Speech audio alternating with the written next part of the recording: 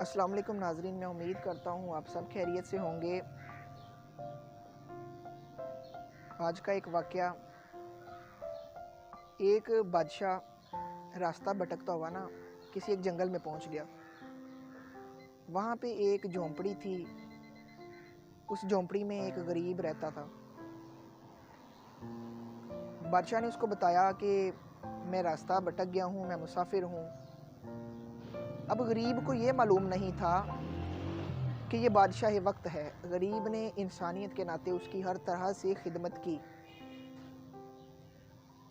अब उसने बादशाह की हर तरह से खिदमत की, बादशाह ने खिदमत करवाई।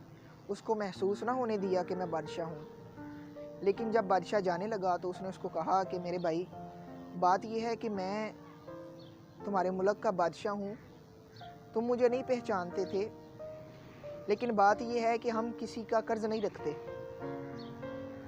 उसने अपने हाथ में अंगूठी डाली हुई थी, उसने उतार के अंगूठी जी उसको दे दी। उसने कहा ये अंगूठी है, इसको पास रख लो।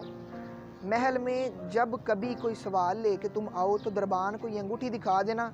मैं किसी भी हाल में हूँगा, दरबान फ़ौरन से तुम्हें मेरे से मिलवा देगा। अब बादशाह चला गया उसको अंगूठी दे के। कुछ दिन गुजरे, गरीब की घर की हालत ख़राब हो गई।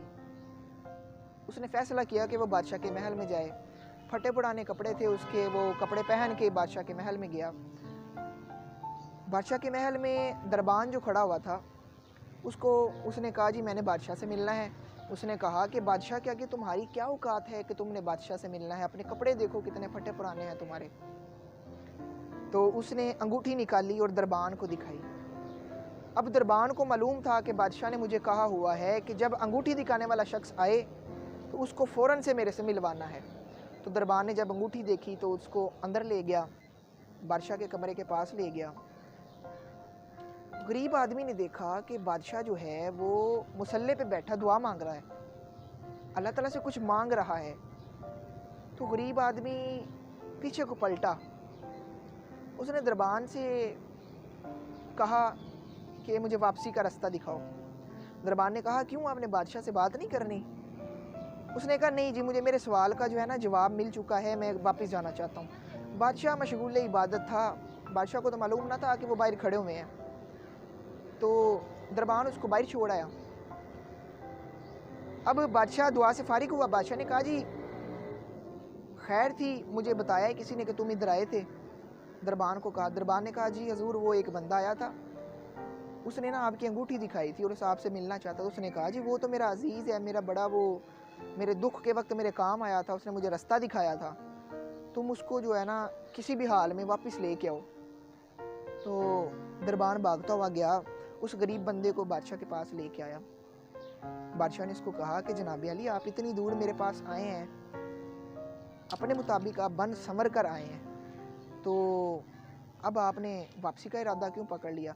उसने कहा असल में बादशाह, मैं ना अपनी हाजत लेके आपके पास आया था, लेकिन मैंने देखा कि आप अपनी हाजत किसी और के सामने पेश कर रहे हैं। तो मैंने अच्छा ना समझा कि मैं उस बंदे के आगे अपनी हाजत पेश करूं जो किसी और के सामने अपनी हाजत पेश कर रहा है और अपने अल्लाह के सामने अपनी हाजत पेश कर रहा है। तो मैंने सोचा कि फिर मैं भी उसी से अपनी हाजत पेश करता हूँ जिससे आप अपनी हाजत पेश कर रहे हैं, यानी कि जिससे बादशाह मांग कर बादशाह बन रहा है, क्या मैं उससे मांग कर बादशाह नहीं बन सकता?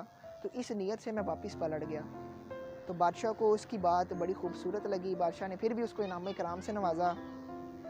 तो दोस्तों, हमें हर हाल में अल्लाह से मांगना चाहिए। अपना गिला शिकवा जो है ना अल्लाह के सामने करना चाहिए। हज़रत वासिफ़ अली वासिफ़ रहमतुल्लाह अलैह फरमाते हैं कि मखलूक का गिला अल्लाह के सामने और अल्लाह का गिला मखलूक के सामने नहीं करना चाहिए।